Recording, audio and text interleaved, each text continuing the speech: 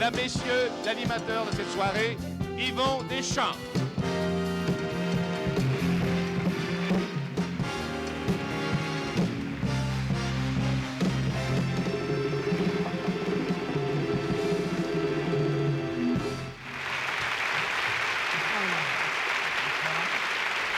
Bonsoir tout le monde.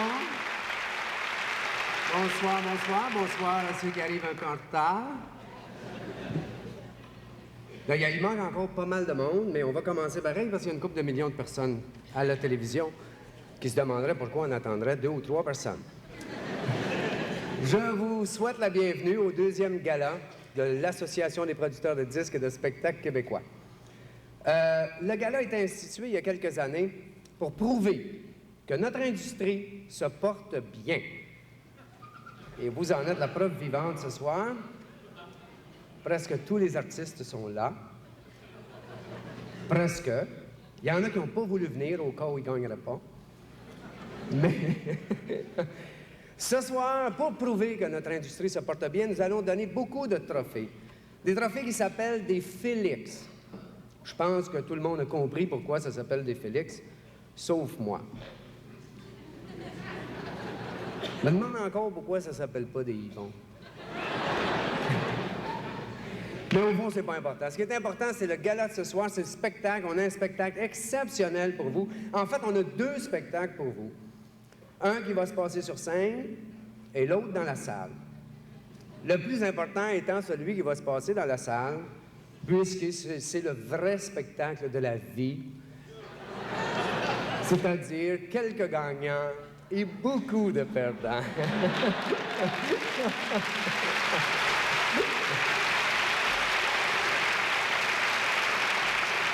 Il y a des gens qui vont sortir d'ici ce soir ayant gagné des Félix, convaincus qu'ils sont les meilleurs. Et ils vont avoir tort. Comme ceux d'ailleurs qui vont sortir frustrés parce qu'ils n'ont pas gagné.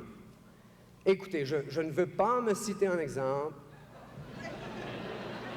mais je peux vous dire que je suis moi-même un des finalistes dans la catégorie spectacle de l'année et que si je ne gagne pas, je ne sortirai pas frustré pour ça.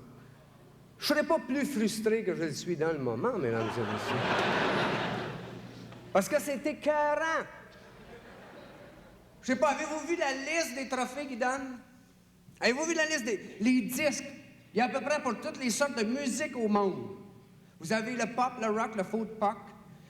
Là, vous avez le new wave traditionnel. Le disco western. Ils ont trouvé tout.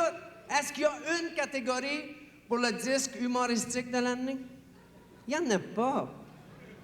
Dans les disques, vous avez par exemple une catégorie, un Félix pour le disque le plus vendu. Est-ce que moi j'en ai une catégorie pour le spectacle le plus vendu? J'en ai pas.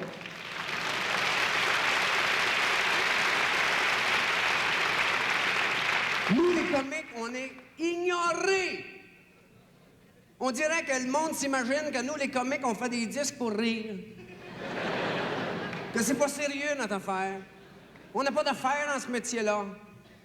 Mais qui rira bien, qui rira le dernier. Parce qu'on est plusieurs comiques. Ce soir, OK, on n'ira pas chercher de trophée, mais on va vous regarder aller chercher les bons. Je sais pas si vous avez déjà remarqué ça. Quelqu'un qui gagne un trophée, je sais pas ce que ça fait, hein? Je sais pas, j'en ai jamais gagné. Mais on dirait qu'il se passe un phénomène, là. Il y en a que, on dirait que ça les fige. Hein, tu nommes leur nom et voici le gagnant. Le gars se lève. Mais là, il bouge plus. Il dit, est-ce moi? Puis là, il reste là à peu près 30 secondes. Tout à coup, il s'en vient au slow motion. On est 2000 niaiseux à attendre qu'il se rende au podium, nous autres. Il y en a d'autres, c'est le contraire. Aussitôt qu'ils gagnent un trophée pour un 33 tours, ils se mettent au 78. Là, ils partent, ils écrasent les pieds de tout le monde, ils s'enfargent dans l'escalier. C'est des vrais fous. Bonsoir. On vous attendait. Vous autres se demandaient où est-ce qu'ils sont, eux autres, en avant. Ça n'a pas de bon sens de laisser des sièges libres de même. J'avais peur, je me suis dit, les gens qui sont en retard, probablement, sont des finalistes qui craignent de ne pas gagner, ils veulent se faire remarquer quand même. Mais comme je vous connais pas, vous ne devez pas être finaliste.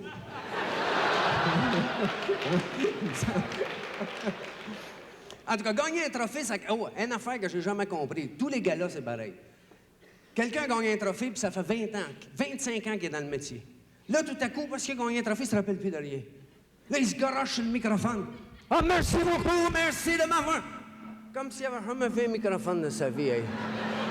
Le feedback, toute l'affaire. Il y a eu des avancements techniques depuis 1942.